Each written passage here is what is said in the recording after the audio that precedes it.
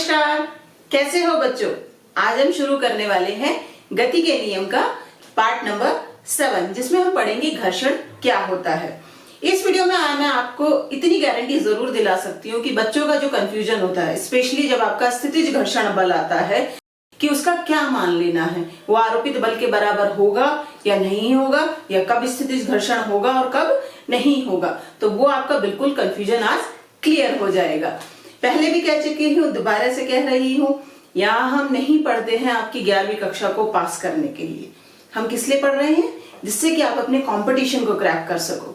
आज हम मेहनत कर रहे हैं अपने कल को सफल बनाने के लिए। ठीक है, तो चलिए शुरू करते हैं।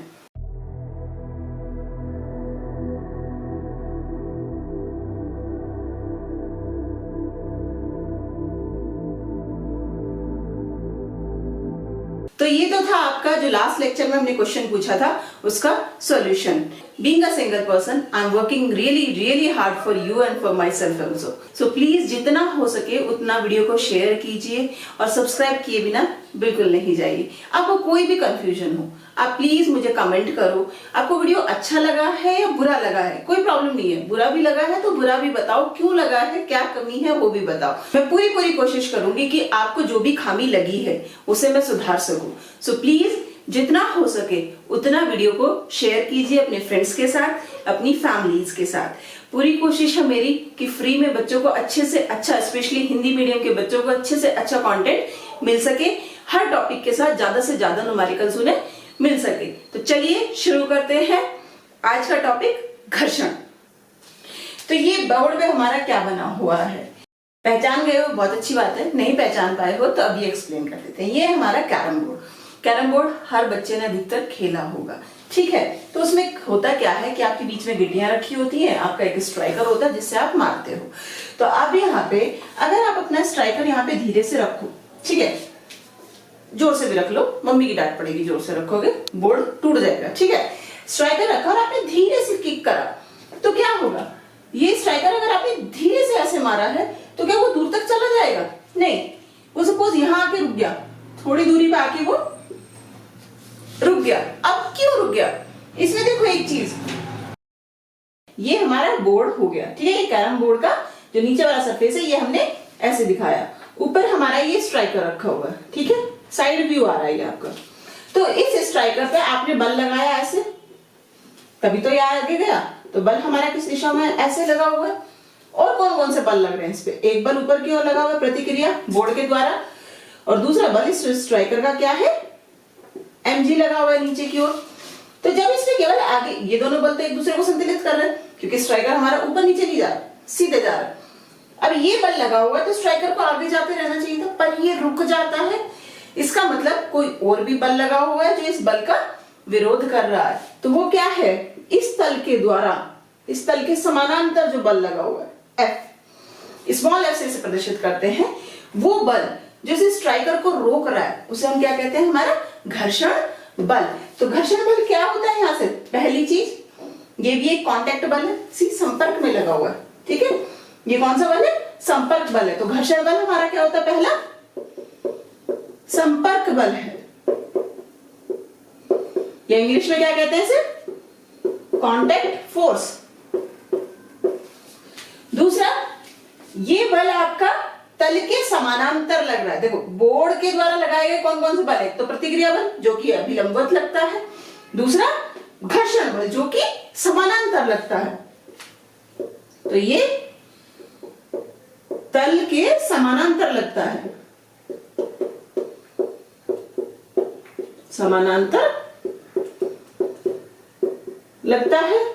और तीसरी चीज, जब हमारी आपेक्षिक गति, रिलेटिव मोशन होगा, या वस्तु विराम से बस चलने ही वाली होगी, तब हमारा घर्षण बल कार्य करता है। ये जो लाइन मैंने बोली, विराम से चलने के लिए रेडी है वो वस्तु, तब उसमें घर्षण बल लगता होता है। तो वो हम एक्सप्लेन करेंगे कैसे। तो दूसरी चीज क्या हुई, जब दो वस्तु या दो सतहों के बीच में, या सतहों के बीच में आपेक्षिक वेग हो, आपेक्षिक गति को या वस्तु विराम से चलने ही वाली हो। तो बल जो गति का विरोध करता है वो हमारा क्या होता है? तो बल जो गति का विरोध करता है घर्षण बल कहलाता है। घर्षण बल कहलाता है। तो घर्षण बल हमारा क्या हुआ? हमेशा ध्यान रखो, संपर्क बल है पर इसकी दिशा क्या होती है? तल के समानांतर। जो सतह घर्षण बल लगा रही है उसी के समानांतर हमारा घर्षण बल होता है। और ये तब लगता है जब या तो आपेक्षिक मोशन हो, उन दोनों के बीच में रिलेटिव मोशन हो, या आपेक्षिक गति कह दो वो हो, या वस्तु विराम से बस चलने ही वाली हो, तब हमारा घर्षण बल कार्य करता है। अब एक और चीज, क्या घर्षण बल गति के तीसरे नियम को भी फॉलो करता है? गति का तीसरा नियम क्या है? हर बल युग्म में होता है, मीनिंग क्रिया प्रतिक्रिया बल होते हैं। तो क्या यहाँ पे भी वो चीज हो रही है? हाँ बिल्कुल हो रही है। देखो, बोर्ड ने स्ट्राइकर पे लगाया बल F, स्ट्राइकर भी बोर्ड पे लगा रहा है बल F, घर्षण बल F। ये ब्लैक जो दिख रहा है ये स्ट्राइकर लगा रहा है आपके बोर्ड पे, बोर्ड लगा रहा है स्ट्राइकर पे। तो ये दोनों बल भी हमारे युग्म में होते हैं। घर्षण बल भी क्रिया प्रतिक्रिया बल होते हैं, पर ये दोनों एक दूसरे को कैंसिल क्यों नहीं करते? क्योंकि अलग अलग वस्तुओं पे लग रहे हैं। ये F लग रहा है स्ट्राइकर पे बोर्ड के द्वारा, ये बल लग रहा है बोर्ड पे स्ट्राइकर के द्वारा। तो अलग अलग वस्तुओं पे लग रहे हैं, इसलिए ये एक दूसरे को कैंसल आउट नहीं करते हैं। अब देखते हैं कि घर्षण बल लगता ही क्यों है, क्या रीजन है इसके लगने का। तो पहले सिंपली कह देते थे कि जो भी खुरदुरी सतह होगी वहां आपका घर्षण बल होगा, अगर सतह चिकनी है तो घर्षण बल नहीं होगा। इसके बात का मीनिंग क्या हुआ? देखो, आप जमीन के ऊपर चल रहे हो, ये जमीन है, ये आप इस पे चल रहे हो, ठीक। तो आप जब जमीन को दबाते हो तो आप इस पे बल लगाते हो, जमीन भी आप पे बल लगाती है। और आप इस दिशा में चल रहे हो तो जमीन भी आप पे घर्षण बल इस दिशा में लगा रही है। पर अगर जमीन की जगह आप बर्फ पे चलने लगो, बर्फ की सिल्ली लेके देख लो, एक उसके ऊपर चल के देखना, क्या आप चल पाओगे?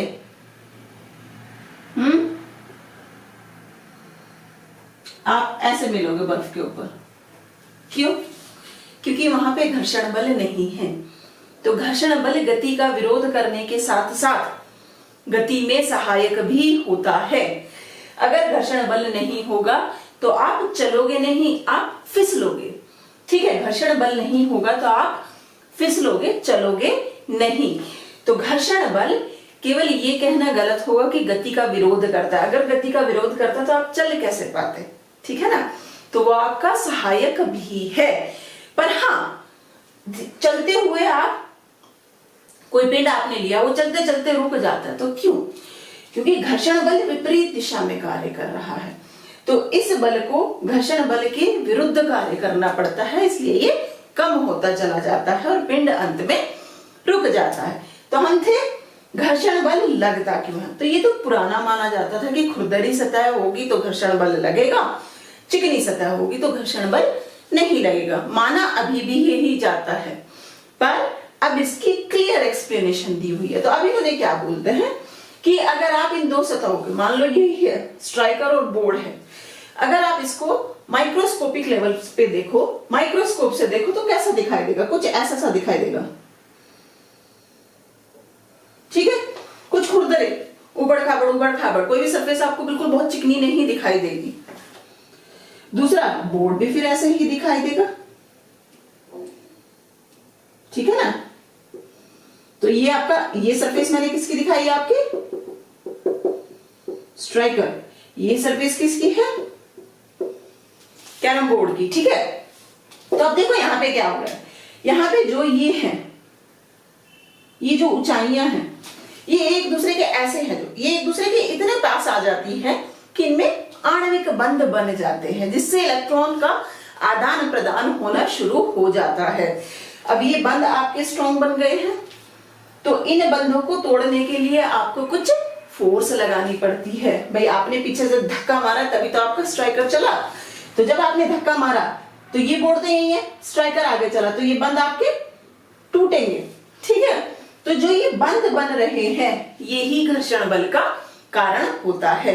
और आपने हमेशा एक चीज देखी होगी, किसी चीज को आप धकेल रहे हो और वो नहीं चल रही, तो जब तक आप उसे वो चले उससे पहले तक धकेलने में ज्यादा जान लगती है। एक बार वो चलनी शुरू हो गई तो आराम से चलनी स्टार्ट हो जाती है। उसका रीजन यही है कि जो ये बंध बने हुए हैं इन्हें तोड़ने के लिए थोड़ा ज्यादा बल आपको लगाना पड़ेगा। फिर क्या होगा कि फिर आपका स्ट्राइकर चलता जाएगा, बल कंटिन्यूस लगता जा रहा है, बंध बनते जाएंगे, टूटते जाएंगे, बनते जाएंगे, टूटते जाएंगे।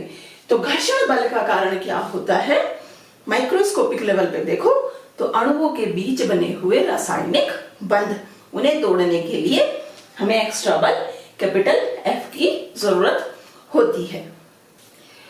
ओके, तो नेक्स्ट न्यूमेरिकल हमारा एच.सी. वर्मा बुक से है। अभी हमने नहीं पढ़ा है गतिज और आपका स्थितिज घर्षण क्या होता है। ये न्यूमेरिकल आपको सिंपली एक्सप्लेन कर रहा है कि घर्षण बल क्या होता है, ठीक है। तो न्यूमेरिकल में इन्होंने बोला 400 ग्राम द्रव्यमान की एक वस्तु एक टेबल पर चल रही है। ऑलरेडी वस्तु चल रही है। द्रव्यमान कितना दे दिया, m बराबर 400 ग्राम या 0.4 किलोग्राम। टेबल वस्तु पर 3 न्यूटन का घर्षण बल लगाती है। तो कुछ ऐसे है, ये टेबल है, मान लो कि ये हमारी एक छोटी सी कार चल रही है इसके ऊपर, ठीक है। तो इस पे जो ये टेबल है वो घर्षण बल लगा रहे, देखो तल के समानांतर होगा हमेशा, 3 न्यूटन का। टेबल द्वारा वस्तु पर लगाए गए कुल बल का ऊर्ध्वाधर से कोण निकाले, इस कुल बल का परिमाण भी निकाले। जी दिया हुआ है इन्होंने 10 मीटर प्रति सेकेंड, ठीक है। तो अब इसमें देखो इन्होंने क्या बोला, टेबल के द्वारा लगाए गए कुल बल का परिमाण निकालना है। तो अब कुल बल कैसे निकालोगे, एक तो टेबल घर्षण बल लगा रही है, एक और बल लगा रही है ना टेबल, इस पे कौन सा, प्रतिक्रिया बल। तो 2 बल टेबल के द्वारा लगाए जा रहे हैं, हमें क्या निकालना है, इनका परिणामी कितना होगा। तो ये हो जाएगा परिणामी कुछ F। और इन्होंने बोला कि जो ये परिणामी बल है इसका इस ऊर्ध्वाधर बल से कितना कोण होगा, मीनिंग ये भी निकालना है, थीटा कितना होगा। तो आप फर्स्ट सबसे पहले नीचे की तरफ को क्या लग रहा है, mg कितना है, तो n बराबर mg क्या हो गया, कितना हुआ हमारे पास 0.4 गुणा 10 बराबर 4 न्यूटन। तो n बराबर हो गया आपका 4 न्यूटन। अब इसमें देखो अगर आपको वेक्टर्स आते हैं तो आप बहुत इजीली ये f निकाल जाओगे, नहीं तो नहीं निकाल पाओगे। लगाओ वेक्टर्स, कौन कौन सा, ये है हमारा घर्षण बल, तो F घर्षण बल, F से क्यों प्रदर्शित कर रहे हैं, घर्षण को कहते हैं फ्रिक्शन, इसलिए स्मॉल f से प्रदर्शित कर रहे हैं। 3 न्यूटन बनाइए इस वेक्टर्स को, ये हमारा n है, करेक्ट है। ये हमारा, मैंने इस दिशा में करके मैं आपको दिखा रही हूं जिससे आपको थोड़ा इजी लगे, ठीक है। ये f है। अब हमें क्या निकालना है, हमें निकालना है इन दोनों का परिणामी क्या होगा। तो परिणामी कैसे निकालते हैं, वेक्टर्स में सिखाया गया है, नहीं समझ आ रहा तो प्लीज पहले वेक्टर्स की वीडियो देखो। n को अगर हम यहां विस्थापित कर दें तो n ऐसे भी बन जाएगा, और त्रिभुज के नियम से इनका परिणामी हो जाएगा ये f, करेक्ट। अब निकालो f कितना हो जाएगा आपका, ये f है, ये n है, तो कैपिटल F निकालना है। f कितना हो जाएगा, f square plus n square. f कितना दिया हुआ 3 का स्क्वायर प्लस n कितना दिया हुआ है 4 का स्क्वायर, 9 प्लस 16 25। तो परिणामी बल कितना आ गया हमारे पास 5 न्यूटन आंसर। अब इन्होंने हमसे पूछा है कि ये थीटा कितना होगा। अगेन देखो बहुत सिंपल है थीटा निकालना भी। ये हमसे क्या पूछ रहे हैं, ये वाला कोण कितना होगा, तो निकाल दो, tan थीटा निकाल देंगे ना आराम से। tan थीटा क्या होता है आपका, लल्लू आम लाया कहो कैसे आया, लंब बटे आधार। इसके लिए, इस कोण के लिए आधार क्या है n, लंब क्या है f, लंब है f, n आधार, तो f कितना है हमारे पास 3, आधार कितना है 4, 3/4, तो थीटा आपका क्या हो गया tan इनवर्स 3/4, या अगर आपको याद हो तो ये बहुत बार बता चुके हैं 37 डिग्री आंसर। अब आता है घर्षण बल कितने प्रकार का होता है। तो घर्षण बल हमारा होता है 2 प्रकार का, इंग्लिश में क्या बोलते हैं इसे, फ्रिक्शन। ठीक है, पहला प्रकार क्या होता है, स्थैतिक या स्थिति घर्षण बल, कुछ भी आप बोल सकते हो, स्थैतिक या स्थिति घर्षण बल। इंग्लिश में से क्या बोलते हैं, स्टैटिक, स्टैटिक फ्रिक्शन। दूसरा आपका होता है गतिज घर्षण बल, गतिज घर्षण बल, इंग्लिश में क्या बोलते हैं, काइनेटिक फ्रिक्शन। अभी केवल घर्षण पढ़ रहे हैं तो गतिज घर्षण, काइनेटिक फ्रिक्शन, यहाँ पे भी स्थितिक या स्थितिज घर्षण क्या होता है आपका, स्थितिज, स्थितिज। ठीक है, तो सबसे पहले हम एक एग्जांपल लेते हैं, उससे पॉइंट बाय पॉइंट क्लियर करते जाएंगे कि कहाँ आपका गतिज आया, कहाँ आपका स्थितिज घर्षण बल आया। ठीक है, तो हमारे पास मान लो कि ये एक बड़ी सी मेज है,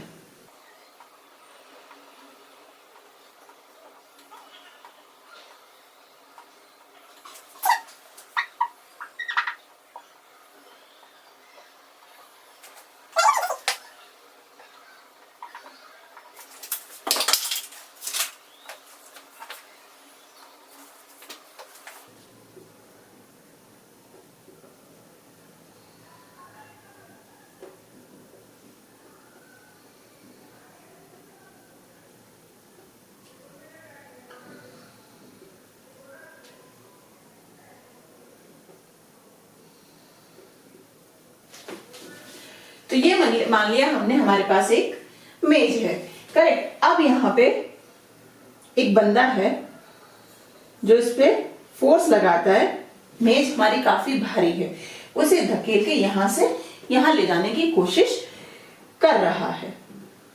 तो उसने इस पे लगाया 5 न्यूटन का बल।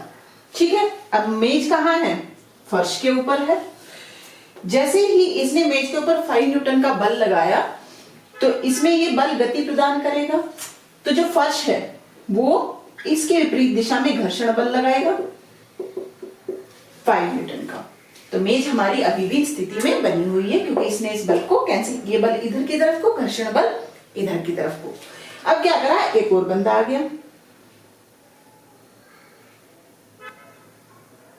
उसने भी 5 न्यूटन का बल लगाया, तो अब कितना हो गया टोटल बल 10 न्यूटन का। तो अब क्या हुआ, 5 न्यूटन का और लगाने पे टोटल बल लगा 10 न्यूटन का। फर्श ने भी इसके ऊपर 10 न्यूटन का बल लगाया। मेज अभी भी हमारी स्थिति में ही बनी हुई है। तीसरा बंदा आ गया, उसने भी 5 न्यूटन का बल लगाया, तो टोटल बल अब कितना लगा रहे हैं इधर को, 15 न्यूटन। तीसरा बंदा आ गया, उसने भी 5 न्यूटन का बल लगाया, तो फर्श ने भी 5 न्यूटन का बल और लगा दिया, तो कितना होगा टोटल 15 न्यूटन। मेज हमारी अभी भी एक जगह पे रुकी हुई है। अब एक और बंदा आ गया, उसने भी 5 न्यूटन का बल लगाया, तो बल कितना हो गया अब हमारे पास, कुल बल कितना लग रहा है 20 न्यूटन का। अब हमारा जो ये फर्श है ये और ज्यादा इस घर्षण बल को नहीं बढ़ा पा रहा है, तो अब क्या होगा, अब मेज हमारी चलनी शुरू हो जाएगी। तो अब समझो यहाँ पे क्या हो रहा है, देखो जैसे जैसे हम बल बढ़ा रहे हैं यहां तक, फर्श भी बल बढ़ा रहा है। अब क्योंकि वस्तु हमारी स्थिति में बनी हुई है, चलने वाली है, चली नहीं है, अभी रेस्ट पे बनी हुई है, ठीक है। विराम अवस्था में तो कौन सा बल लगेगा? स्थैतिक घर्षण कार्य कर रहा है। अब जैसे जैसे आप बल बढ़ा रहे हो, फर्श भी बल बढ़ाता जा रहा है। तो जो हमारा स्थैतिक घर्षण होता है वो क्या होता है? Variable, self adjusting. सेल्फ ही तो है भाई, कोई और थोड़ा चेंज कर रहा है, फर्श अपने आप इस स्थैतिक घर्षण बल को चेंज कर रहा है। तो जो हमारा स्थैतिक घर्षण बल होता है वो क्या होता है? स्वतः समायोजित, या हम उसे क्या कहेंगे? Self adjusting. इसलिए ये वेरिएबल होता है, चेंज होता रहता है। जितना आरोपित बल लगाया उसके अनुसार वो चेंज होता रहता है। तो स्थैतिक घर्षण बल हमारा क्या होता है? जब वस्तु विराम अवस्था में हो तो कौन सा बल लगेगा? स्थैतिक घर्षण बल। और ये बल कैसा होता है? Self adjusting. सेल्फ एडजस्टिंग, या हम क्या कहते हैं हिंदी में? स्वतः समायोजित। दूसरी चीज, ये कांस्टेंट नहीं होता है, क्या होता है? वेरिएबल। वेरिएबल। अब यहां पे एक बात देखो, आप बल बढ़ा रहे थे, फर्श भी स्थैतिक घर्षण बल बढ़ा रहा था, पर एक सीमा के बाद जब आपने 20 न्यूटन बल लगा दिया तो मेज हमारी चलनी शुरू हो गई, ठीक है। मेज हमारी धक्का लगना शुरू हो गया। तो अब जो ये है बल हमारा, जो फर्श है वो 15 न्यूटन से ज्यादा घर्षण बल नहीं लगा पाया। तो जो ये 15 न्यूटन है ये हमारा क्या है? ये कहलाता है सीमांत घर्षण बल या सीमांत स्थैतिक घर्षण बल। सीमांत घर्षण बल क्या होता है? स्थैतिक घर्षण बल का अधिकतम मान, उससे ज्यादा स्थैतिक घर्षण बल हमारा नहीं बढ़ सकता। तो स्थैतिक घर्षण के अधिकतम मान को सीमांत घर्षण बल कहते हैं।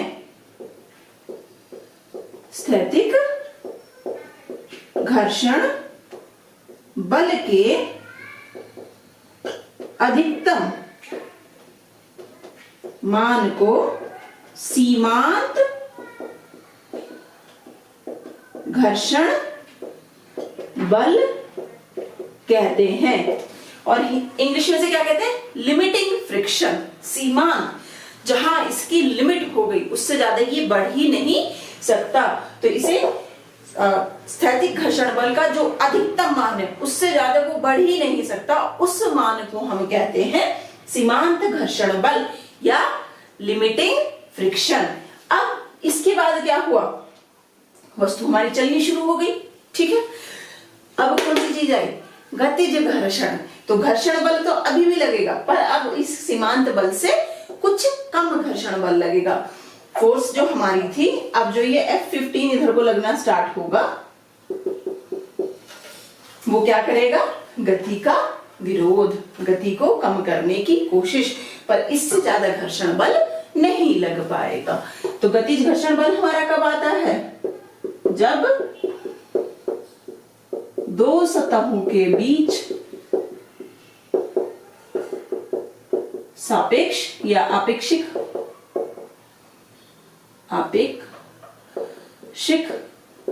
गति होती है तो हमारा गतिज घर्षण बल लगता है। तो वस्तु जब विराम में हो, या ये कह लो कि वस्तु चलने ही वाली है, तब तक, चलने ही वाली है तक आपका कौन सा बल कार्य करता है? स्थैतिक घर्षण बल। जब वस्तु चल पड़ती है तो कौन सा बल कार्य करता है? हमारा गतिज घर्षण बल हमारा कार्य करता है, ठीक है। अब इसमें देखो एक चीज और है बच्चों, कुछ बच्चे कंफ्यूज हो जाते हैं कि हम ये क्यों कह रहे हैं 5 न्यूटन, तो बल भी 5 न्यूटन, घर्षण बल भी 5 न्यूटन। अगर अधिकतम 15 न्यूटन है तो हम यही क्यों नहीं कह देते कि भाई जितना भी हम बल लगाते जा रहे हैं घर्षण बल उससे ज्यादा है, इसलिए ये वस्तु हमारी आगे नहीं निकल रही, ठीक है ना। पॉइंट है बात में कि भाई उन्होंने ये कह दिया कि 5 है तो ये भी 5 ना कह के हमने कह दिया कि ऑलरेडी जो हमारा फ्रिक्शन है, जो घर्षण है, वो 15 न्यूटन है। आप धीरे धीरे धीरे धीरे बल बढ़ाते जा रहे हो। जब आप उस घर्षण बल से ज्यादा बल लगा दोगे तो वस्तु चल पड़ेगी, नहीं तो वस्तु रुकी रहेगी। तो इस बात का आंसर अब क्या आता है, देखो यहाँ पे ध्यान दो। अगर मैं ये कहूं कि बस इस पे केवल ये घर्षण बल कर रहा है, घर्षण बल हमारा कितना कार्य कर रहा है, F बराबर 15 न्यूटन। आपने लगाया 5 न्यूटन का बल, ठीक है।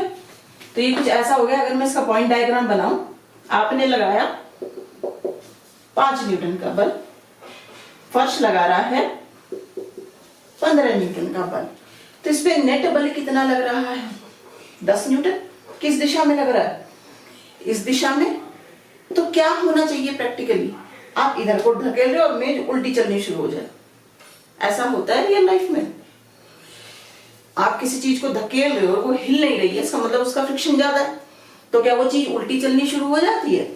आपने इधर को धकेला और मेज इधर को चलनी शुरू हो गई, क्या बोलोगे, भूत है इसके अंदर। नहीं होता है ना सर भाई, नियम के अनुसार तो यही होना चाहिए, जब इस दिशा में ज्यादा बल लग रहा है तो मेज को इधर को चलना शुरू हो जाना चाहिए, पर मेज इधर को तो चलती नहीं। तो हमने जो बोला कि जो हमारा स्थैतिक घर्षण बल है वो स्वतः समायोजित होता है जब तक कि आप उसके सीमांत मान तक ना पहुंचो। तो जितना बल आप लगाओगे उतना ही बल घर्षण बल होगा, उतना ही स्थैतिक घर्षण बल होगा, ठीक है। कभी ये नहीं कहना कि मैक्सिमम है तो मैक्सिमम ही क्यों नहीं लगा दिया, इसलिए नहीं लगा देते हैं। रियल लाइफ में कभी भी ऐसा नहीं होता है कि आप इधर को धकेल रहे हो और वो वस्तु उल्टी चलनी शुरू हो जाए, ठीक है ना। वो इसीलिए नहीं होता कि जो हमारा स्थैतिक घर्षण बल है वो सेल्फ एडजस्टिंग या स्वतः समायोजित होता है। जितना बल आप लगाओगे उतना ही घर्षण बल लगेगा।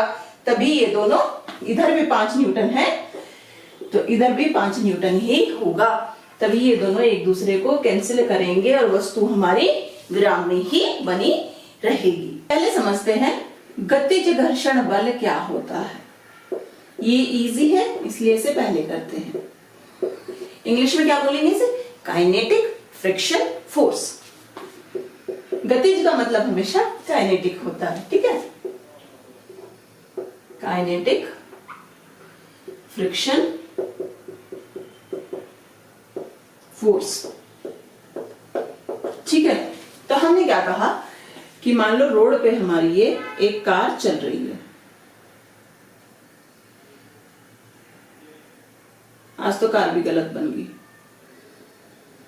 लो जी, ये हमारी कार चल रही है, ठीक है। अब कार कार्यरत है तो उसका वेग इस दिशा में है, रोड उस पे घर्षण बल किस दिशा में लगाएगी, तल के समानांतर लगेगा, F हमारा इस दिशा में लगेगा। तो गतिज घर्षण बल आपका कब कार्य करेगा, जब दो वस्तुओं के बीच में आपेक्षिक गति हो रही हो। अगर यहां समझ नहीं आ रहा है कि आपेक्षिक गति कैसे हो रही है तो प्लीज पहले आप वीडियो देखो जिसमें हमने एक्सप्लेन किया है आपेक्षिक गति कैसे होती है, बहुत सिंपल तरीके से एक्सप्लेन किया हुआ है, ठीक है। तो इस पे जो घर्षण बल लग रहा है वो हमारा गतिज घर्षण बल है।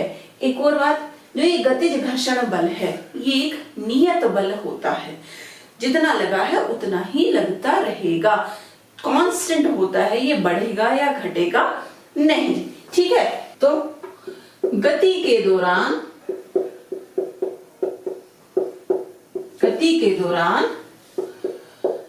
दो सतहों के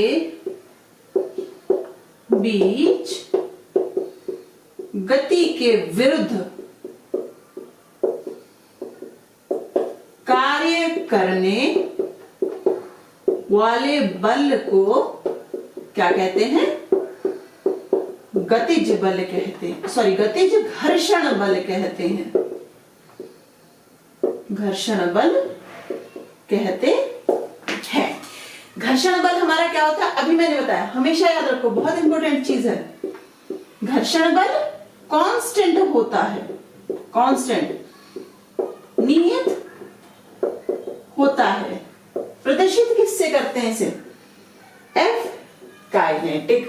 फॉर्मूला क्या होता है, म्यू के एन, जहां एन क्या है आपका प्रतिक्रिया बल। ये देखो ना, तल की वजह से प्रतिक्रिया बल ऐसे कार्य कर रहा है, नीचे की तरफ को mg कार्य कर रहा है। ठीक है, तो कुछ बच्चे क्या कर देते हैं, इस फॉर्मूले को हमेशा क्या कर देते हैं, एफ के बराबर म्यू के mg कर देते हैं। ये कभी नहीं करना है, पहले भी पढ़ चुके हो। ये तो समतल की बात है, जब आनत तल आता है तो n आपका mg नहीं mg cos थीटा हो जाता है। तो फॉर्मूला ये याद रखो, ये नहीं रटो नहीं, चीजों को समझो, क्यों है, कैसे है, कब है, कहाँ रखनी है, कैसे रखनी है। ठीक है, अब ये म्यू के क्या होता है, ये होता है गतिज घर्षण गुणांक। घर्षण गुणांक इंग्लिश में से क्या कहेंगे, कोफिशिएंट ऑफ काइनेटिक फ्रिक्शन। क्या बोलते हैं, FICIENT, coefficient of kinetic friction. Mu के निर्भर किस पर करता है, म्यू के निर्भर करता है सतह के ऊपर। किस पे निर्भर करता है, सतह पर निर्भर करता है, करता है। अगर सतह आपकी खुरदुरी है तो म्यू के अधिक होगा, और अगर सतह आपकी चिकनी है तो म्यू के कम होगा। भाई देखो, इसमें जो n है, n तो mg पे निर्भर करता है, ये जितना है ये उतना ही रहेगा। तो म्यू के लिए तो आपका घट बढ़ सकता है, ज्यादा खुरदुरी सरफेस है आपकी तो आपको जो आपकी ग्रिप है वो ज्यादा अच्छी बनेगी। देखो टायर्स में क्या होते हैं, ग्रूव्स बने होते हैं, ठीक है ना, एक डिजाइन बना होता है। क्यों बना होता है वो टायर, डिजाइन इसलिए बना होता है कि जिससे आपका खुरदुरापन बढ़े, और जो हमने बताया कि जो आणविक बंध है वो अच्छे से बनते चले जाएं, आपकी कार स्किड नहीं हुई। हम क्या बोलते हैं, पहिए बहुत पुराने हो गए, घिस गए हैं, तो स्किड होने शुरू हो गए हैं। क्यों होने शुरू हो गए हैं, क्योंकि अब हमारा फ्रिक्शन कम लगना शुरू हो गया है, हमारी कार चलने के बजाय फिसलने शुरू हो गई है। नॉर्मल लाइफ में भी आप चप्पल पहनते हो तो चप्पलों में क्या होते हैं, ग्रूव्स होते हैं। शूज पहनते हो, कहीं कीचड़ हो रखा है, नंगे पैर चल के दिखाओ उस कीचड़ के ऊपर। कीचड़ होता है ना बिल्कुल, क्या बोलते हैं हमारे यूपी में बोलते हैं गारा हो रखी है बिल्कुल। अगर वो गारा पे आप पैदल चल के दिखाओ, एकदम से स्किड कर जाओगे, एकदम से फिसल जाओगे। पर अगर आपके शूज में अच्छे ग्रूव्स हैं, आपका तला बहुत अच्छा है, बहुत खुरदुरा है, तो आप फिसलोगे नहीं। क्यों, क्योंकि ग्रूव्स और जो कीचड़ है वो दोनों के बीच में बंद बन जाता है और आप आराम से उसके ऊपर चल पाते हो। ठीक है, तो अब बात आती है कि इसकी दिशा क्या होती है। गतिज घर्षण बल की दिशा सदैव गति के दिशा के विपरीत होगी। दिशा इसकी क्या होगी, गति की दिशा के विपरीत। ठीक, तो ये हुआ हमारा गतिज घर्षण बल। अब देखते हैं छोटा सा न्यूमेरिकल में इन्होंने बोला कि आपका एक पिंड है जो एक खुरदुरी सतह के ऊपर चल रहा है, उस पर बल कितना लगाया जा रहा है, 10 न्यूटन का। ये ऑलरेडी चल रहा है। ठीक है, अब इसमें एक और बात, कुछ बच्चे इसमें भी कंफ्यूज हो जाते हैं कि जब हम बल ऐसे लगा रहे हैं तो ये है ना, ये है, तो आप यहां क्यों दिखा देते हो, भाई ये दिशा है, बल आप ऐसे लग रहा है ना, तो दिशा बल की क्या हुई, ये हुई, इसलिए ऐसे दिखाते हैं। ठीक है, तो इन्होंने पूछा कितना बल लग रहा है इसके ऊपर, 10 न्यूटन का। इन्होंने पूछा घर्षण बल कितना होगा और पिंड का त्वरण कितना होगा। ये दो चीजें हमें निकालनी है। म्यू के गतिज घर्षण गुणांक इन्होंने दिया 0.4। म्यू के की कोई भी मात्रक नहीं होता है। क्यों, यूनिट क्यों नहीं होती, देखो ये होता है ना F बराबर म्यू के एन, तो म्यू के क्या हो गया F बटे एन। F भी बल है, फ्रिक्शन भी तो बल ही है, N भी आपका अभिलंब बल है, दोनों की यूनिट क्या हुई, मात्रक क्या हुआ N, न्यूटन कैंसिल हो जाएंगे, इसलिए म्यू के का कोई मात्रक नहीं होता है। ठीक है, तो चलो अब इसे सॉल्व करो। तो ये इधर चल रहा है तो घर्षण बल कहां लगेगा, तल के समानांतर इस दिशा में F के, क्योंकि गति में है तो हमने डायरेक्ट लिख दिया F के। और क्या लग रहा है, ऊपर की ओर अभिलंब बल, नीचे की तरफ mg लग रहा है, एफ के हमारा क्या होता है, म्यू के एन होता है। अगर आप इसका एफबीडी बनाओ तो एफबीडी क्या बनेगा, ये एन, इन्होंने ये दिया है 2 किलोग्राम का, नीचे की तरफ को क्या हो जाएगा 2g, आगे की तरफ को 10 न्यूटन, पीछे की तरफ को एफ के बल हो जाएगा। ठीक है, किस दिशा में गति कर रहा है, इस दिशा में, तो त्वरण भी क्या आ जाएगा, इसी दिशा में आ जाएगा आपका। करो शुरू। म्यू के क्या हुआ 0.4, एन बराबर क्या हो जाएगा mg, 2g 0.8, g कितना है 10, तो 8 न्यूटन का घर्षण बल उस पर कार्य करेगा। अब हमें निकालना है कि इसका त्वरण कितना होगा। तो चलो दोबारा से इस एफबीडी से, ये a हुआ तो गति के दूसरे नियम से क्या हो जाएगा 10 माइनस एफ के बराबर ma, 10 एफ के कितना है 8, m कितना है 2, a 10 में से 2 a, तो a कितना हो गया 1 मीटर प्रति सेकेंड स्क्वायर। अब भाई देखो ये एफबीडी वगैरह बार बार बनाने नहीं बताऊंगी, ये सब बहुत सिंपल चीजें हैं, ठीक है, और बहुत डिटेल में हम ये सब कुछ एक्सप्लेन कर चुके हैं। तो अब देखते हैं नेक्स्ट न्यूमेरिकल। नेक्स्ट न्यूमेरिकल में इन्होंने बोला है एक 10 किलोग्राम का गुटका एक खुरदुरे तल पे रखा हुआ है और उस पे 100 न्यूटन का बल लगा के उसे खींचा जा रहा है और ये बल हमारा 36 से 30 डिग्री के कोण पर लगा हुआ है। यहाँ मैंने ऐसे क्यों दिखाया, इसे आप यहाँ से भी दिखा सकते हो, कोई प्रॉब्लम वाली बात नहीं, यहाँ से भी दिखा दो 30 डिग्री, ऐसे दिखा दो तो भी सेम बात है, ऐसे दिखा दो तो भी सेम बात है। आपको पता होना चाहिए कि हमारे वेक्टर्स का विस्थापन समानांतर विस्थापन हो जाता है आसानी से, ठीक है। तो अब हमें बताना है कि गुटिके का त्वरण क्या होगा। चलो सबसे पहले देखते हैं इसमें कौन कौन से बल लग रहे हैं। गति कर रहा है तो गति इस दिशा में हो रही है, तो इसके विपरीत दिशा में क्या लगेगा गतिज घर्षण बल, नीचे की ओर mg लगेगा, ऊपर की ओर प्रतिक्रिया लगेगा, ठीक है। अगर हम इसका एफबीडी बनाए, चलो एक और चीज ये भी तो लग रहा है हमें सारे बल किस में होने चाहिए हमारे, या तो x में हो या y में हो, तो इधर क्या हो जाएगा अगर हम इसे f मान ले, f इन्होंने हमें दे दिया 100 न्यूटन, तो इधर क्या लगेगा f cos थीटा और इस दिशा में क्या लगेगा f sin थीटा। तो अब इस पिंड में कौन कौन से बल लग रहे हैं एफबीडी बनाओ। ऊपर की तरफ को n लग रहा है, ऊपर की तरफ को f sin थीटा लग रहा है, नीचे की तरफ को mg लग रहा है, इधर की तरफ को कौन सा लग रहा है f cos थीटा, पीछे की तरफ को क्या लग रहा है f k, और गति किस दिशा में है इस दिशा में। इक्वेशंस लिखो क्या आएगा, द्रव्यमान m मान लिया, इक्वेशन हमारी आ जाएंगी f sin theta plus n बराबर mg। सॉल्व कर दो, f कितना है 100, sin थीटा कितना है sin 30 प्लस n हमें पता नहीं, m कितना है 10, g भी कितना है 10, तो ये कितना हुआ 100 sin 1/2 50 हो जाएगा, तो n बराबर 100 माइनस 50 न्यूटन। ये पहले इक्वेशन से। दूसरी इक्वेशन देखो, गति किस दिशा में हो रही है इस दिशा में, ये बल गति की दिशा में, त्वरण की दिशा में, तो positive f cos theta minus f के बराबर ma हो जाएगा। f कितना है 100 cos थीटा cos 30, अब f के कितना होता है फॉर्मूले से निकाल लो, f के बराबर म्यू के n, म्यू दिया है 0.1, n हमारा कितना आया 50 न्यूटन, तो कितना आ गया 5 न्यूटन, तो f के कितना है 5, m है 10, a हमें निकालना है। सॉल्व करेंगे तो 100 √3/2 माइनस 5 बराबर 10a, इधर ये हो गया 50, सो 50 √3 माइनस 5/10 बराबर a, इतना आपका त्वरण होगा। कैलकुलेशन कर लीजिएगा, आंसर आपका आ जाएगा, ठीक है। तो बल हमने क्या देख लिया, सीधा लग रहा है तब भी कैसे निकालेंगे, किसी घटक पे है तब भी कैसे निकालेंगे।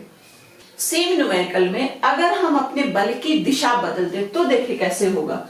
सेम न्यूमेरिकल फिर से सेम गुटका है 10 kg का, इस पे सेम 100 न्यूटन का बल लग रहा है, पर अब की बार बल ऐसे लग रहा है। फिर से कितना लग रहा है? 100 न्यूटन। F बल मान लिया क्षैतिज से कितने कोण पे? 30 डिग्री पे। तो चलो फिर से पूछा है त्वरण कितना होगा म्यू के, फिर से हम मान लेते हैं 0.1। त्वरण बताना है कितना? जी 10 मीटर प्रति सेकंड स्क्वायर हमें इन्होंने दिया है। तो चलो शुरू करो, कौन कौन से बल लग रहे हैं? गति किस दिशा में हो रही है? इस दिशा में। नीचे की तरफ mg, ऊपर की तरफ प्रतिक्रिया गति के विपरीत दिशा में Fk। इसके घटक बनाओ। इसके घटक क्या होंगे? देखो ये यहाँ पे क्या है? नीचे की तरफ को है ऐसे, तो लिटरली अगर आप इसे शिफ्ट कर दो यहाँ पे तो ये ऐसे आ गया। ये कौन सा कोण हो गया? 30 डिग्री, ठीक है ना भाई। हमने इसका समानांतर विस्थापन कर दिया, तो अभी भी ये चीज है ना, ये कोण 30 है तो ये भी 30 ही होगा। ये चीज तो करी हमने। ये क्यों करा है? जिससे कि हमारे जो घटक हैं वो हम आसानी से निकाल पाए, ठीक है। तो ये F है, ये क्या हो जाएगा? F cos theta. ये क्या हो जाएगा? F sin theta. तो अब FBD बनाओ। कौन कौन से बल लग रहे हैं? ऊपर की तरफ को N, नीचे की तरफ को mg और F sin थीटा, आगे की तरफ को F cos थीटा, पीछे की तरफ को Fk। गति इस दिशा में, ये हमारा द्रव्यमान। तो पहली इक्वेशन ये वाली लिखते हैं, N बराबर F sin theta plus mg। फिर से F कितना है? 100। sin थीटा क्या है? sin 30, m 10, g भी 10। 100 sin 30 1/2 100। तो ये कितना हो गया? 50। 50 प्लस 100। अब की बार F कितना, N कितना आ गया हमारे पास? अभिलंब बल 150 न्यूटन। तो घर्षण बल कितना हो जाएगा? F के बराबर म्यू के N। करेक्ट। म्यू के कितना है? 0.1। ये कितना है? 50। तो कितना आंसर आ गया? 15 न्यूटन। दूसरी इक्वेशन लिखो। त्वरण की दिशा में F cos थीटा है, तो F cos theta minus F के बराबर m में F कितना? फिर से 100 cos थीटा √3/2 माइनस F के कितना? 15। 10 10 को इधर ले आओ। सबसे पहले नीचे ले आओ, दोनों के नीचे में आ जाएगा ये 50। 10 यहां भी आ जाएगा, 10 यहां भी आ जाएगा, यहां से मिटा दो तो यहाँ 1.5, 10 से 50 5। तो कितना हुआ? 5√3 माइनस 1.5। तो ये हो जाएगा आपका त्वरण मीटर प्रति सेकंड स्क्वायर आंसर। तो एक चीज नोटिस करिए, जब बल हमारा इस दिशा में ऐसे ऊपर को लग रहा था तो गतिज घर्षण बल कितना था? जब ऊपर की तरफ को लग रहा था 5 न्यूटन। जब ऐसे नीचे की तरफ को लग रहा है तो घर्षण बल कितना हो गया है? 15 न्यूटन। तो इसे क्लियर करके समझते हैं ये कैसे हुआ। तो हमारी दो स्थितियां आती हैं, एक होती है पुश, एक होती है पुल। मॉल्स वगैरह में गेट्स पे लिखा होता है ना पुश पुल, ठीक है ना, डोर पे लिखा होता है। आधे लोग उसमें भी कंफ्यूज होते हैं। पुल होते हैं तो उसे ऐसे खींच रहे हैं, पुश है तो अगर पुश लिखा हो तो उसे ऐसे खींच रहे। नहीं, पुश का मतलब क्या होता है? धक्का देना। पुश धक्का देना, पुल खींचना। तो पुश धकेलना, पुल खींचना।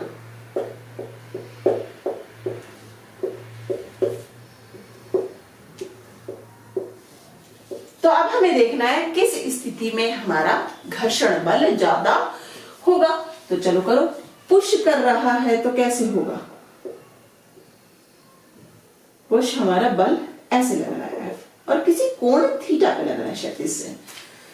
पुल करेंगे तो कैसे लगेगा? खींचना। खींचना मतलब ऐसे पकड़ के खींचोगे, तो कोई से घुट के खींचेगा तो या तो सीधा बल लगा के इधर खींचेगा।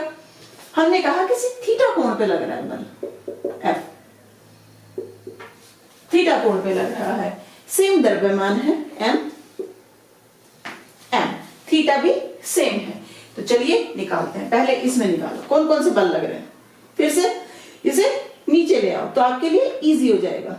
यहीं पे मैं समानांतर रेखा खींच दूं तो ये F ऐसे हो गया थीटा पे, तो ये क्या हो गया, एफ कॉस थीटा, नीचे की तरफ को क्या हो गया, एफ साइन थीटा। और कौन कौन से बल है नीचे, mg, ऊपर प्रतिक्रिया बल n, पीछे की तरफ को गतिज घर्षण F। FBD बनाओगे तो क्या आएगा, FBD बना दो भाई,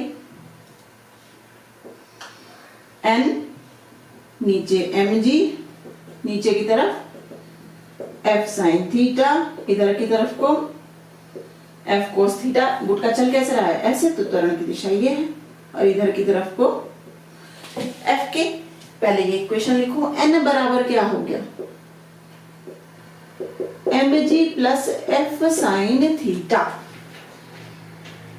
गतिज घर्षण बल क्या हो गया, म्यू के इंटू एन, तो कितना आ जाएगा, एफ के बराबर म्यू के mg plus F sine theta. ये तो आया पुश करने के लिए, धकेलने के लिए कितना घर्षण बल लगता है। अब इसमें देखो तो इसके घटक क्या हो जाएंगे, F cos थीटा, यहाँ F sin थीटा, नीचे की तरफ को mg,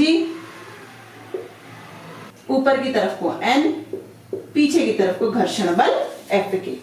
गति किस दिशा में हो रही है, इस दिशा में। FBD बना दो दोबारा से, इसका भी क्या होगा, mg ऊपर की तरफ को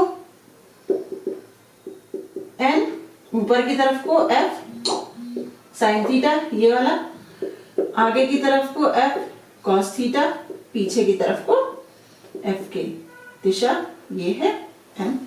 तो लिखो n बराबर क्या हो जाएगा, n plus F sine theta बराबर mg, n बराबर mg minus F sine theta, correct. तो गतिज घर्षण बल कितना हो गया, F के बराबर म्यू के n, F के बराबर म्यू के mg minus F sine theta. अब देखो दोनों में, यहां क्या है, mg प्लस, यहां आ रहा है mg माइनस। तो घर्षण बल किस में ज्यादा लगता है, जब आप किसी वस्तु को धकेलते हो, ठीक है। आपके पास कोई मेज है, बड़ा या भारी सा एक पत्थर है, उसे आप ऐसे धकेलोगे तो ज्यादा टाइम लगेगा। अगर आप उसे रस्सी से बांध के ऐसे खींचना शुरू करोगे तो वो उसमें घर्षण बल कम होगा, वो जल्दी चीज आपकी खींचेगी। तो हमेशा ध्यान रखो, F के पुश के लिए, मीनिंग धकेलने के लिए, हमारा ज्यादा होता है F के पुल, खींचने से घर्षण बल अधिक लगता है अगर किसी वस्तु को धकेला जाए, कंपैरिजन टू अगर सेम वस्तु को खींचा जाए। समान बल, सब कुछ समान रखो तो घर्षण बल फिर भी आपका किसमें, धकेलने में ज्यादा लगेगा। और सेम चीज हमारी न्यूमेरिकल से आई है कि जब हमने वस्तु को धकेला तो हमारा घर्षण बल कितना आया, 15 न्यूटन, पर जब हमने वस्तु को खींचा तो हमारा घर्षण बल कितना आया, 5 न्यूटन। नेक्स्ट न्यूमेरिकल में इन्होंने बोला एक गुटके को खरदरे क्षैतिज तल पर 10 मीटर प्रति सेकंड के वेग से चलाया जाता है। तो कुछ ऐसा सा दे दिया इन्होंने, एक गुटका है जो खुरदुरे तल पर कितने वेग से जा रहा है, 10 मीटर प्रति सेकंड के वेग से जा रहा है। यदि गुटके तथा तल के बीच का गतिज घर्षण गुणांक इन्होंने दिया है 0.4 हो तो गुटका कितने समय पश्चात तथा कितनी दूर चलकर रुक जाएगा। जी इन्होंने हमें कितना दे दिया, 10। ओके, चलो तो भाई, तो गुटका हमारा इस दिशा में चल रहा है, कुछ त्वरण से चल रहा होगा, इसका द्रव्यमान हमने m मान लिया, F के हमारा इस दिशा में लगेगा, नीचे की तरफ को क्या लगेगा, mg, ऊपर की तरफ को n। FBD बनाएंगे इसका तो क्या बन जाएगा, ये n mg F के, और इस दिशा में इसका ये गतिमान है 10 मीटर प्रति सेकंड के वेग से, मीनिंग इसका वेग u क्या है, 10 मीटर प्रति सेकंड। ठीक है, कोई हमें बल इन्होंने नहीं दिया है, तो चलो यहां से सॉल्व करो। n बराबर क्या होगा, mg, m तो दिया नहीं है, g है 10, तो 10 m हो गया। गतिज घर्षण बल क्या हो जाएगा, म्यू के n, म्यू के कितना 0.4, ये 10 m, तो कितना हो गया 4 m न्यूटन। ये हो गया हमारा गतिज घर्षण बल। अब इससे इक्वेशन बनाओगे तो F के बराबर क्या हो जाएगा, ma। F के इस दिशा में, ma इस दिशा में, तो माइनस आ जाएगा। ठीक है, m हमें दिया नहीं है, F के कितना आया हमारा -4m ma, m से आएंगे कैंसिल, ये आया 4 मीटर प्रति सेकेंड स्क्वायर। यहां से एक चीज देख रहे हो, एक किसमें आ रहा है, त्वरण माइनस में, मीन्स मंदन हो रहा है। इन्होंने कहा कितनी दूर चल के वो रुक जाएगी, वो दूरी हमें ज्ञात करनी है। तो इसमें मंदन हो रहा है, तभी तो ये वस्तु चलती हुई धीरे धीरे धीरे धीरे वेग कम होगा और रुक जाएगी। तो चलो भाई अब निकालो कितनी दूरी पे रुकेगी। तो दूरी v² - u² बराबर 2a। s v कितना है, वो कुछ दूरी चल के रुक जाती है, तो v0। u दिया हुआ है 10 माइनस 10 का स्क्वायर, a कितना आया था हमारा -4, 2 × 4 × s। ठीक है, s क्या है हमारा विस्थापन, तो ये होगा -100 बराबर -8, s माइनस से माइनस कैंसिल, s बराबर 100/8, 8 × 8 2, 8 दूनी 16, और 16 8 3 24, 16 4 8 5 40 मीटर आंसर। समय भी निकालना है, कितना समय लगेगा तो निकाल दो। v बराबर u प्लस 80, v कितना है 0, u कितना है 10, a कितना है -4, t तो t कितना हो गया 10/4, 2.5 सेकेंड के बाद जाके हमारी ये वस्तु रुक जाएगी। तो इस टाइप के मोस्ट ऑफ आपके सारे कॉन्सेप्ट आ गए हैं गतिज घर्षण बल के। अब शुरू करते हैं स्थैतिक घर्षण बल। नेक्स्ट है हमारा स्थैतिक घर्षण बल। इंग्लिश में इसे क्या बोलेंगे, स्टैटिक फ्रिक्शन फोर्स। अब जब हमने अपने एग्जाम्पल से आपको समझाया कि जो हमारा स्थैतिक घर्षण बल है वो कार्य कब करता है, जब दो सतहों के बीच गति प्रारंभ होने वाली हो। इट्स टेंड टू बी, होने वाली है, हुई नहीं है, होने वाली है। फर्स्ट, जब दो सतहों के बीच गति होने वाली है, तब हमारा कौन सा बल लगता है, स्थैतिक घर्षण बल। गति होने वाली, भाई देखो ये है, इस सतह पे ये पेन रखा है, ठीक है, इसमें अभी गति नहीं है पर गति होने वाली है। अगर मैं बल लगा दूं तो ये गति भी करने लगेगा। तो इसका मीनिंग क्या है, मोटी मोटी भाषा में किसमें है, विराम अवस्था में है। ठीक है, अब इसमें कुछ लोग कहेंगे ये बोलना ही क्यों है, कंफ्यूजन क्रिएट करना ही क्यों, गति होने वाली है, सीधा सीधा बोल दो विराम पे ही है।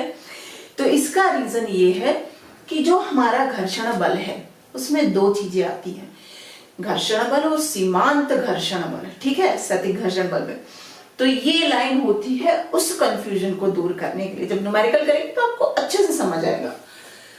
दूसरा, ये हमारा क्या होता है, वेरिएबल स्वतः समायोजित बल। स्थैतिक घर्षण बल स्वतः समायोजित बल होता है। ठीक है, तीसरी चीज, स्थैतिक घर्षण बल के अधिकतम मान को, स्थैतिक घर्षण बल के अधिकतम मान को क्या कहते हैं, सीमांत घर्षण बल या सीमांत स्थैतिक घर्षण बल। घर्षण बल इंग्लिश में से क्या कहेंगे, लिमिटिंग, कि बस अब इसकी लिमिट आ गई, उससे ज्यादा ये अपने आप को एडजस्ट नहीं करेगा। लिमिटिंग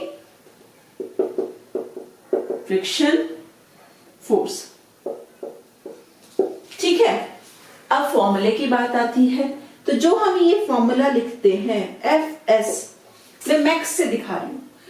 जो इसमें ये फॉर्मूला होता है म्यू एस एन, ये घर्षण बल का नहीं होता है। ये किसके लिए होता है?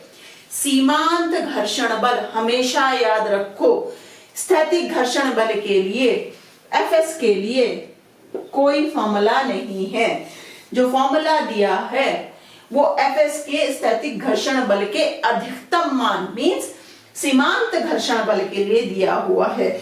इसीलिए मैं इसे यहाँ पे किससे प्रदर्शित कर रहा हूं? एफ, स्थैतिक घर्षण बल का अधिकतम मान, एफ एस मैक्स। कुछ लोग ऐसे भी लिख लेते हैं, सीमांत भी लिख देते हैं। तो कभी भी कंफ्यूजन क्रिएट नहीं करना कि ये घर्षण बल का फॉर्मूला है ना, ये फॉर्मूला किसका है? सीमांत घर्षण बल का। ठीक है, म्यू एस हमारा क्या होता है? स्थैतिक घर्षण गुणांक। ठीक है, दूसरी चीज, ये किस पर निर्भर करता है? ये भी निर्भर करता है आपकी सतह की प्रकृति पर। सतह की प्रकृति कैसी है?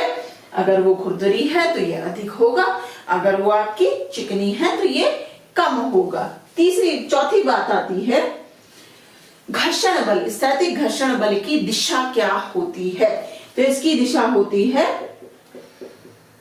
आरोपित बल के विपरीत दिशा में ये हमेशा कार्य करता है।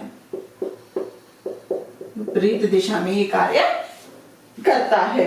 तो एफ एस मैक्स मीन्स क्या है? ये हमारा एफ सीमान, लिमिटिंग कितना है? Mu s N. तो जो घर्षण बल है उसका मान कितना होता है? घर्षण बल हमारा जो होता है स्टैटिक, एस से मीनिंग स्टैटिक, वो 0 से बड़ा या बराबर और एफ एस मैक्स से बड़ा या बराबर होता है। जब हमने टेबल का एग्जाम्पल दिया था तब क्या हो रहा था? जब आप उसमें हमारा बल कितना था? एफ एस मैक्स कितना था? 15 न्यूटन था। तो एफ एस क्या था? स्थैतिक घर्षण बल क्या था? आपने 5 बल लगाया तो ये भी 5 हो गया, तो इससे तो छोटा ही हुआ अभी भी। आपने 10 बल लगाया तो ये भी 10 हो गया, तो सीमांत मान से अभी भी छोटा है। जब आपने 15 बल लगाया तो ये भी 15 हो गया, मीनिंग ये किसके बराबर हो गया? सीमांत बल के बराबर हो गया। 0 कब हुआ? जब उसने गति करनी शुरू कर दी। तो अब आपका स्थैतिक घर्षण बल रहा ही नहीं, अब क्या आ गया? गतिज घर्षण बल। ठीक है, तो ये रिलेशन होता है। अगर कोई रिलेशन पूछे कि स्थैतिक घर्षण बल और स्थैतिक घर्षण बल, सीमांत स्थैतिक घर्षण बल के बीच में संबंध क्या है, तो संबंध आपका ये होगा, स्थैतिक घर्षण बल कभी भी इस मान से ज्यादा नहीं हो सकता। 2 बातें हैं बहुत इंपॉर्टेंट। फर्स्ट, स्थैतिक घर्षण बल स्वतः समायोजित होता है। जितना बल आप लगाओगे उतना ही आपका स्थैतिक घर्षण बल होगा। ठीक है। दूसरा, स्थैतिक घर्षण बल का जो सीमांत मान होता है, फॉर्मूला उसके लिए है। सीमांत मान इससे निकाला जाता है, घर्षण बल नहीं। तो आप करते हैं न्यूमेरिकल, उसमें आपका कॉन्सेप्ट और बेटर क्लियर होगा। तो नेक्स्ट न्यूमेरिकल में इन्होंने हमें दिया कि हमारा ये एक गुटका है जिस पर बल F लगाया जा रहा है 3 न्यूटन का, और गुटकी का द्रव्यमान है 3 किलोग्राम। स्थैतिक घर्षण गुणांक इन्होंने μs हमें दिया है 0.4। गुटके तथा फर्श के बीच कितना घर्षण बल लगेगा ये हमें निकालना है। ठीक है जी, इन्होंने दिया 10 मीटर प्रति सेकेंड स्क्वायर।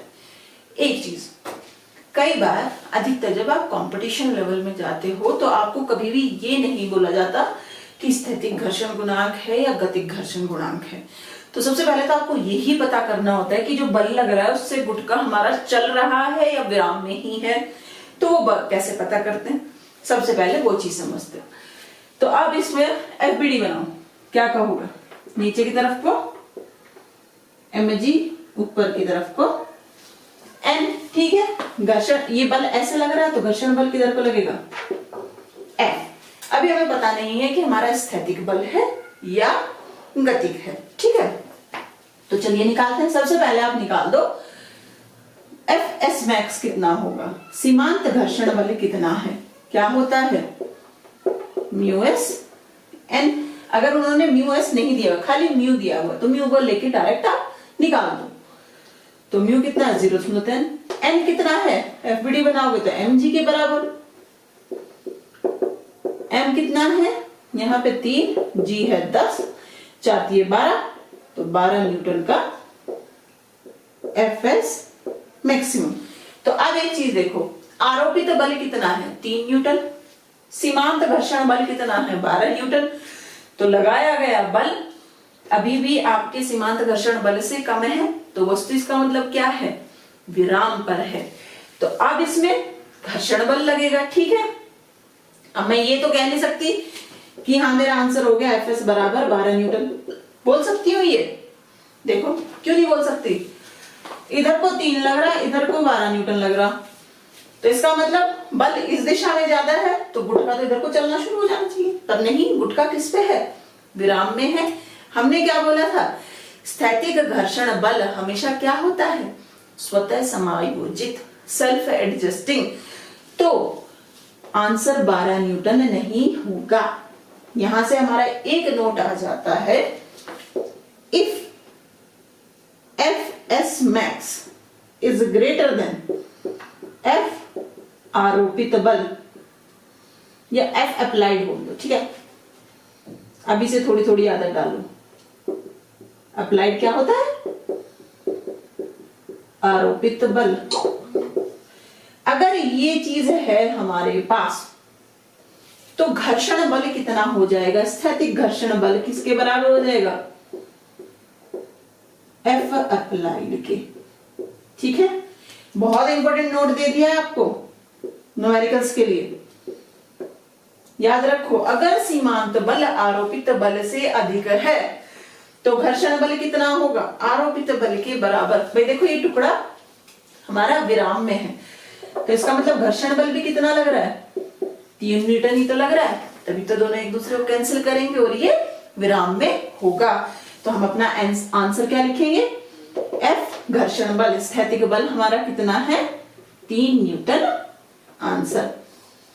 तो यहां से हमारे पास बहुत इंपॉर्टेंट नोट आ गया। एक और नोट आया है, ध्यान दिया हो तो, अगर इफ एफ अप्लाइड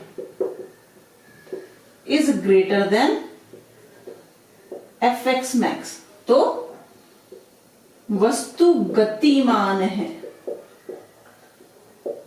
अन्यथा वस्तु किस पे है, विराम पे है। तो इससे हम पता करते हैं कि हमारा कौन सा घर्षण बल लग रहा है, स्थैतिक घर्षण बल लग रहा है या गतिज घर्षण बल कार्य कर रहा है, ठीक है।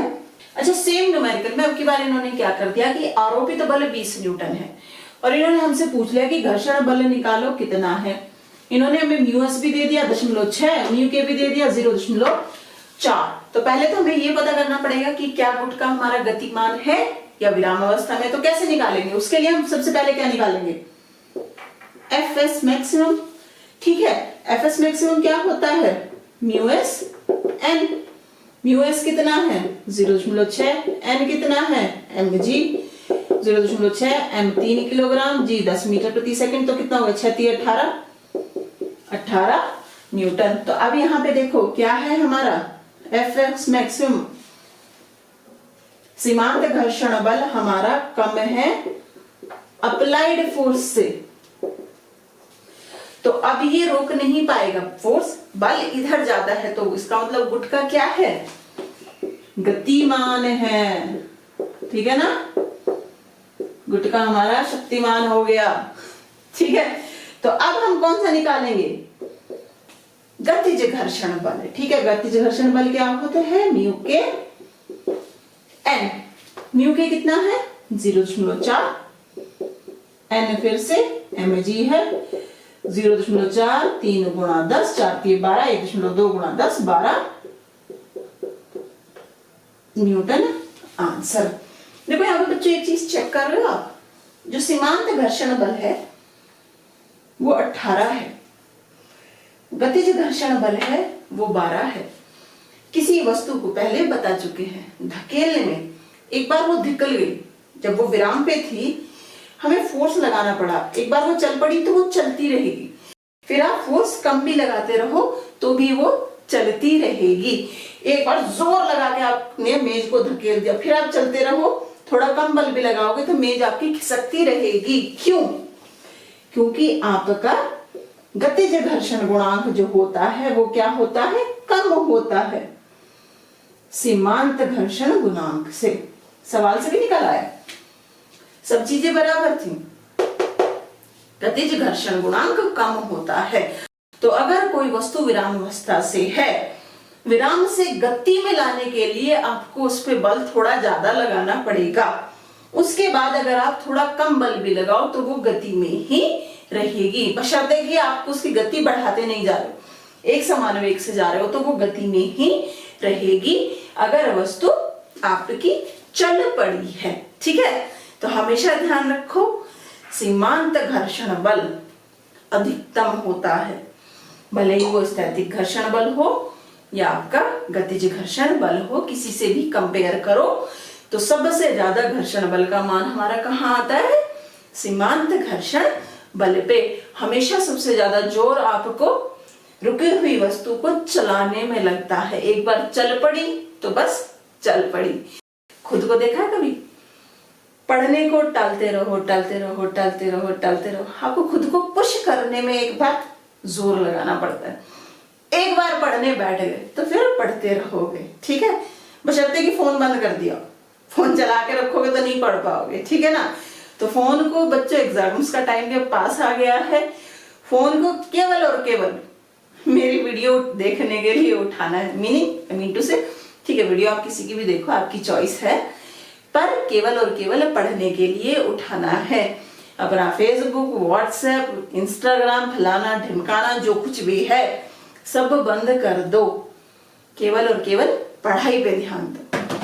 नेक्स्ट न्यूमेरिकल हमारा जेई 2003 में आया है। इसमें इन्होंने क्या बोला कि एक गुटका है हमारा, उस पे बल F लगाया गया है 36 से 60 डिग्री के कोण पर, और इन्होंने हमें स्थैतिक घर्षण गुणांक दिया है 1/2√3। तो इन्होंने कहा इस बल F का अधिकतम मान कितना होगा।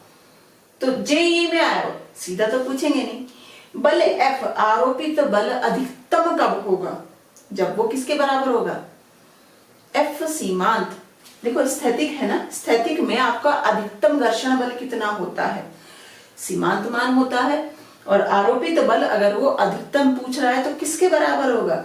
सीमांत घर्षण बल के लिए तो इसे अधिकतम करने के लिए इस पे जो घर्षण बल लग रहा है वो कौन सा है? इधर को Fs मैक्सिमम। चलो भाई अब घटक कर लो, इधर लग रहा है √3g, इधर लग रहा है n। दोबारा से इसके घटक करोगे तो क्या होगा? या तो यहाँ लिख लो, देखो मैं ऐसे बताती हूँ, यहाँ लाइन बना के इसे नीचे बना दो, या यहाँ पे मैं इसे ऐसे बना दूं, बात तो एक ही है ना। 9वीं की चीजें, 8वीं 9वीं की चीजें कि इस रेखा के कौन कैसे होते हैं ये सब। तो क्या हो जाएगा? यहाँ हो जाएगा हमारा F cos 60, यहाँ हो जाएगा हमारा F sin 60। ठीक है, FBD बनाओगे तो क्या आएगा? नीचे की तरफ √3g, इस पे, इसी पे नीचे की तरफ कौन सा बल लग रहा है? F sin 60। ऊपर की तरफ कौन सा बल लग रहा है? N। इधर की तरफ को क्या लग रहा है? Fs maximum. इधर की तरफ को क्या लग रहा है? F cos 60। m द्रव्यमान का हमारा टुकड़ा है। टुकड़ा किस में है? स्थितिज है, स्थितिज घर्षण गुणांक दिया, इसका मतलब रुका हुआ है विराम अवस्था में, यह कोई गति नहीं है। इक्वेशन लिखो, n बराबर F cos 60 plus √3g। F का मान पता नहीं, निकालना है। cos 60 कितना होगा? 1/2 √3g हो गया 10, तो n हो गया F/2 प्लस √3 10, ये हो गया n। अब ये निकालो, ये वाली इक्वेशन क्या हो जाएगी? Fs max बराबर F cos 60। कुछ गड़बड़ हो गई? हाँ, यहाँ x sin 60 है तो यहाँ क्या आएगा? sin 60, sorry sin 60। तो ये √3/2 यहाँ पे भी √3/2 आ जाएगा हमारे पास, ठीक है ना। चलो एफएस मैक्सिमम का मान क्या होता है हमारे पास, μSn। एफ cos 60 का मान 1/2। n का मान क्या दिया हुआ है, ये उठा के यहाँ रख दो। तो चलो अगर हम यहाँ लिखें सबको, तो μs कितना है 1/2√3, 1/2√3। n का मान कितना है, ये f√3/2 प्लस √3, 10 बराबर f/10। अब तो कैलकुलेशन है, सिंपल कैलकुलेशन कर दो, इसके अंदर गुणा कर दो, √3 से √3 कैंसिल, ये कितना हो गया f/4 प्लस √3 से √3 कैंसिल, 2 से 10 कैंसिल, 5, f/10 है, नहीं भाई सॉरी f/2 है, 2। इसे उठा के इधर ले आओ तो क्या हो जाएगा f/2 माइनस f/4 बराबर 5। चलो भाई f/2 माइनस कितना हो जाएगा f/4, 5। तो f बराबर कितना हो गया, f बराबर 4 × 20 न्यूटन होगा f का अधिकतम मान। आरोपित बल का अधिकतम मान कितना है 20 न्यूटन। और अगर आप निकालो तो यही मान आपके एफएस मैक्सिमम का भी आएगा, ठीक है ना। अधिकतम तभी होगा जब वो सीमांत घर्षण बल के बराबर होगा। तो आज की वीडियो हमारी थोड़ी लंबी हो गई थी, इसलिए हमने इसे 2 पार्ट्स में बांट दिया है। प्लीज दूसरा पार्ट देखना बिल्कुल नहीं भूलिए, वहां हम एक्सप्लेन करेंगे कि घर्षण बल का ग्राफ हमारा कैसे होता है जब हमारा आरोपित बल चेंज होता है, ठीक है। घर्षण बल का आरोपित बल के साथ परिवर्तन कैसे होता है और घर्षण कोण क्या होता है। और वहीं पे हमने एक बहुत ही अच्छा और डिफरेंट कॉन्सेप्ट का न्यूमेरिकल आपको सॉल्व किए हैं, जो कि आपके कंपटीशन लेवल में पूछे जाते हैं। बच्चों ये हमारा न्यू चैनल है, मैं पूरी मेहनत कर रही हूँ और कोशिश कर रही हूँ कि अच्छे से अच्छा कंटेंट मैं आपको दे सकूं। और मुझे पसंद नहीं है वीडियो के बीच में बोलना, शायद ये मेरा पहली टाइम है मैं बोल रही हूँ। Please subscribe my channel and share it as much as you can. ज्यादा से ज्यादा बच्चों के पास ये पहुंचे तो मुझे भी एक मोटिवेशन मिलता है कि हाँ मुझे और मेहनत करनी है। So help me to grow, I will grow as well as you will also grow with me। बाकी अगर आपकी कोई भी क्वेरी है, कोई क्वेश्चन है, कोई कंफ्यूजन है, प्लीज जो मेरी ईमेल आईडी आपको दिखाई दे रही है फिलहाल स्क्रीन के ऊपर, आप मुझे मेल कर सकते हैं, अपनी सारी प्रॉब्लम्स पूछ सकते हैं। पर please stick to physics problems only, और कोई इधर उधर की बातें नहीं। तो फिर मिलते हैं नेक्स्ट वीडियो में, तब तक के लिए पढ़ते रहिए, खुश रहिए, धन्यवाद।